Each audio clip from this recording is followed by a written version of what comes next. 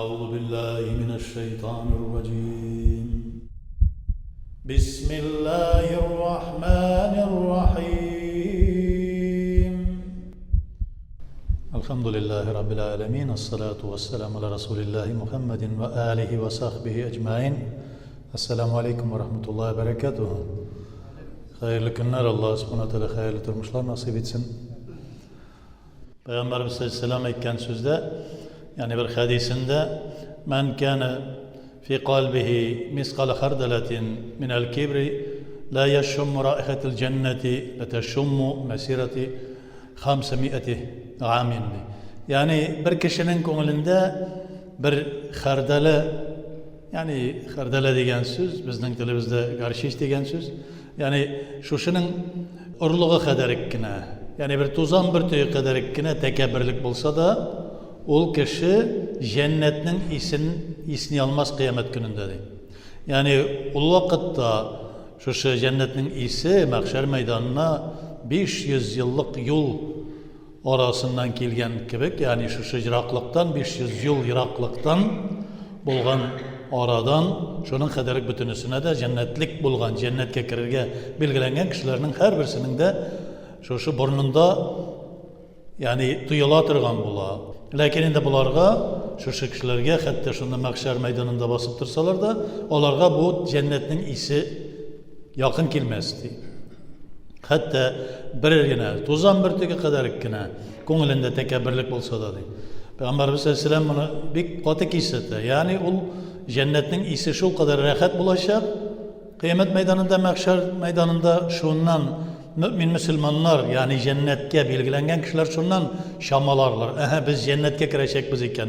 Cennetin isi geldi. Birbirisinden soruşarlar. Sen duydun mu diye? Elbette duydum. Sen duydun mu? Yok duymadım diye birisi aytı. Şundan bile mümin Müslüman kişi, duymagan kişi bu cehennemlik. Allah saklasın. Niçin? Çünkü men kâne fi kalbihi miskale hardalatin minel kibri. Tuzan bir tüge kadar ikkine, gerşiş urluğu kadar bir kişi, tuzan bir tüge kadar indil, gerşiş urluğu kadar ikkine tekebbürlük bulsa da bu kişi cennetin isini almazdı. Hatta cennetin isini de isini almaz. En birinci elbette İblis lağnatullahi aleyhi şu tekebbürlükün başlığı buldu. Tekebbürlükün başlığı bulup durdu. Şunu bilgirte bizge Allah subhanahu teala. Yani secde kıldırtırga koştu Allah subhanahu teala. Secde kılığız dedi. Bütün feriştelerge, ey feriştelerim, min şu Adem aleyhisselamla bar kıldım, secde kılığız dedi. İblis lağnatullahi aleyhi tekebbürlendi. Min onlardan hayırlıraktı. Min secde kılmayım dedi. Allah Teala Kur'an-ı Kerim'de şuna kuraydı. قال ما منعك أن تسجد لما خلقت بيدي من üst kudretim bilen, üst kulum bilen bar kılgan Adem aleyhisselamga secde kılırga nersesine tıydı dey. Estekberta ev tekunu minel alin, yani sen tekebbürlendin mi ya ki sen minne de yuvarrak mısın diye Allah Teala ayette Kur'an-ı Kerim'in ayeti bilen. Sen tekebbürlendin mi ya ki yoksa minnen de yukarı ettirip özünü hissettin mi? Kale ana hayrun. Min hayırlırek dedi. Min hayırlırek. Ona karağında. Halaktani minen nar ve halaktahu min tin. Sen beni ottan yarattın ya Rabbim. Anı balçaktan, topraktan yarattın diye. Yani Adem aleyhisselam'la Allah subhanahu teala tübençilik etti. Tübençilikle kaldı. Çünkü yer özü tübençilikli. Ana bizim tilimizde de var. Ayak astında, mümin Müslümanların ayak astında, etiyeninin ayak astında, hayırlı bendelerinin ayak astında toprak bulup jayılıp yattı. Peygamberimiz sallallahu aleyhi ve sellem'in sözü. Allah Teala eydi. Yer ol tübençiliklik, tavazzukluk bilgisi, ol tekebbürlük bilgisi. Ana kızıp gitkeşte bit. Bir kişiye aşığımız çıksa da ut kabıngan kebek bola köngülü bizde. Tekebbürlük şığa. Otna Allah subhanahu teala ana nerse dey, ot birbirsinden ayıra turgan nerse. Ot mesela hocanın malından ayıra, pajar bolsa. Şolay yok endi dostunu dosttan ayıra. Birisinin köngülünde ot payda bulduysa, günçülük otu, Яки анда ниндидер бер ашу уты, аның белән талашты, сугышты, бер-берсеннән айырды. Ут һәр вакытта да бер-берсен айыра торган. Һәм Иблис ләгънәтуллаһи галәйһи дә Аллаһ Тәгаләдән җирагайды, айырылды. Ни өчен? Аллаһ Тәгаләгә тәкәбберләнде, хәтта Аллаһ Тәгаләгә каршында тәкәбберләнде. Һәм инде Адәм галәйһиссәлам таваззуклы булды, түбәнчелекле булды. Чөнки балчык ике нәрсәне җабыштыра торган нәрсә ул. Балчык белән җабыштыралар. Ике кирпичне яки башканы шулай балчык белән җабыштырабыз. Әнә кызыл балчыкны изәбез дә кирпичтән миш ясыйбыз мәсәлән. Яки башка төрле әйберләрне җабыштырып шулай куябыз. Балчык җабыштыра торган сыйфаты, ут айыра торган сыйфаты. Шуңа күрә ут тәкәбберлекнең билгесе, балчык ул инде таваззуклык, ягъни түбәнчелеклекнең билгесе. Шуңа күрә Аллаһ Субханаһу ва Тәгалә анардан сорый: "Син ди, ник миңа мин кушканга сәҗдә кылмыйсың?" дигәч, "Мин хәерлерәк, мин уттан" ди. Утмы өстен, балчыкмы өстен, я Раббым ди. Аллаһ Субханаһу ва Тәгалә әйтә алайса: "Фахруж" Кит моннан, чык моннан, каршымнан кит, минем рәхмәтемнән кит, ди Аллаһ Субханаһу ва Тәгалә. Айырды. Үзеннән җирагайтты. Шуңа күрә әйтәләр, бөтен галимнәр әйтәләр, Пәйгамбәрбез сәлләмгә ияреп, аның сүзенә ияреп, ул башлап шушны әйтә, кешедә тәкәбберлек сыйфаты булса, нинди сыйфат ул? Мин теге кешедән хәерлерәк бит дип әйтеп куйды. Исә Иблис ләгънәтуллаһи галәйһинең сүзен әйтте. Иблис белән бер дәрәҗәдә булды ди. Мин алардан хәерлерәк, нәрсәгә мин алардан начарракмы дип, әгәр дә ул шушы сүзне әйтә башлады исә, бу Иблис сыйфатында булды бу кеше, бу тәкәбберлек булды. Буның сүзенә кулак салыгыз. Бу үзен җәһәннәмгә әзерли. Бу кеше. Мин алардан хәерлерәк дисәң. Мин дә шундый бер адәм баласы инде дип. Мин дә шулай ук адәм баласы. Ул миннән яхшырактыр инде дип әйтә. Хәерле булган кеше, бер галим кеше әйтә. Мин алардан ничек, кайсы җирем белән артыгым бу? Беркемнән артык җире юк дип әйтәбез. Мин дә шулай ук беркемнән дә артык түгел, шулай ук гади бер адәм баласы, гади бер инсан дибез. Шуңа күрә Пәйгамбәрбез сәлләм әйтә: "Мактаса берәрсе килеп ди, син фәлән, син төгән" дип, әнә бер уч туфрак алды, күзенә сиб ул кешенең ди. Ул җинне эш белән җөрми, сине хәзер каршыңда мактый, артыңа чыгып гайбәтеңне сата ди. Мактаттырма үзеңне. Син үзеңне беләсең нинди икәнлеген. Бөтенесе дә бер тигез. Әнә Намруд галәйһи ләгънәт Ибраһим галәйһиссәламны утка ташлаучы. Шулай ук нинди зур киңлектәге зур мәйдандагы дәүләтләрне җиңде. Үзенә зур шәһәрләр төзеде. Аның бер тәкәбберлеге нәрсә ди? Күп катлы йортлар төзеде. Бийек йортлар төзеде, бик күп катлы иде ди.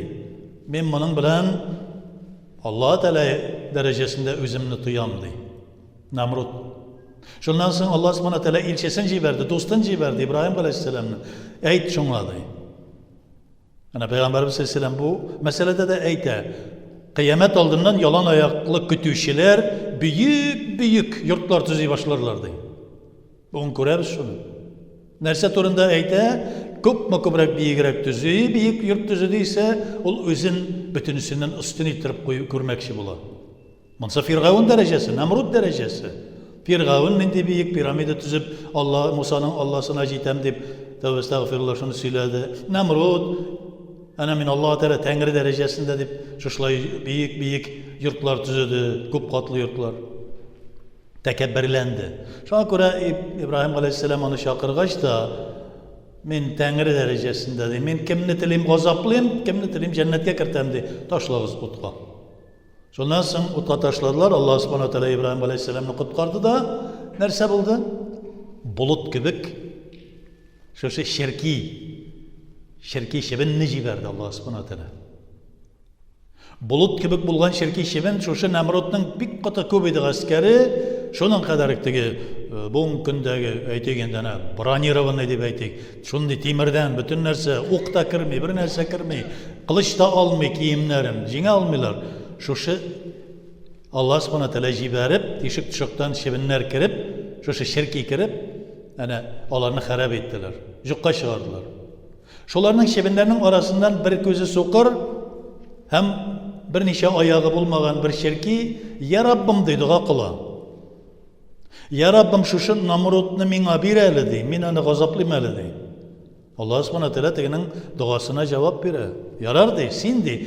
Şebenler arasında, şirkiler arasında en zayıfı, bir gözü bitken, bir neçe ayağı sangan, şuşunu jibere, burun tişiginden kirip, miyine kirip uyalay. Hem miyin aşıy. Jafalab ötüre Namrudni. Allah subhanahu wa ta'ala tekebbir kişilerinin bu dünyadan işik jafalağını görsete. Tekebbirlik demek, min teke kişiden hayırlı deyün, iblis sıfatında bulasın. Büyük, zor devletler kurup, yani baylıklar jiyip deyip aytıyorum, devlet degenim. Büyük yurtlar tüzüp, min şuşundi derecede deyip aytıyorum, Firavun hem Namrud derecesinde bulasın. Sak buldu. Galimler aytılar. Sak bulağız. Ut ayıratırgan nerse, balşık jabıştıratırgan nerse. İblis, lağnatullahi aleyhi, uttan buldu, ayırdı, Allah Teala rahmetinden ayırdı. Adam aleyhisselam balşıktan bulğana göre, Rabbena zalamna enfusana dey. Biz özümüzge zulümlük kıldık ya Rabbim. Fa in lem tagfir lana, lanakunanna minel khasirin. Eğer de bizden gafu etmesen ya Rabbim, biz hasrette buluruz deyip tübensindi. İblis lağnatullahi aleyhi, ana hayrun min. Halaktani minen nar, ve halaktahu min tindi. Ya Rabbim, min anardan hayırlırek. Sen beni uttan yarattın, onu balçıktan yarattın deyip tekebbirlendi. Şuna göre Peygamberimiz Aleyhisselam'ına şuna göre bizge qabatlap koya. Men kana fi qalbihi misqal khardalatin minel kibri. Kimnin ko'nglinde gershish urlig'i qadar ikkina bir tekebbirlik bo'ldi ise la yashummu raihatil janna. Cennetning isin burnuna yaqinda kelmez.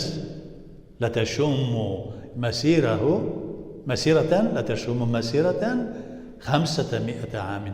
Ol 500 yıllık yoldan da 50 aylarga barıp jete ol cennetning isi. Onu tuymagan zat bulmaz, onu tuymagan narsa bulmaz. Lakin tekebbir kişinin burnuna kirmez şuşu isti. Allah subhanahu wa ta'ala hemme bizge de tekebbirlikten saklanıp tevazuklu bulup Allah Teala'nın rıza bulgan kulları bulurga nasip etsin. Ya Rabbim hemme bizge de cennet bilen şatlandırıp, hemme bizge de özünün muhabbetin, rizalığın bilen şatlandırıp, hemme bizge de senin süyüklü doğru kulların bulu bizni nasip et. Hemme bizge de Rabbena atina fid dünya حسنة وفي الآخرة حسنة وقنا عذاب النار الله أكبر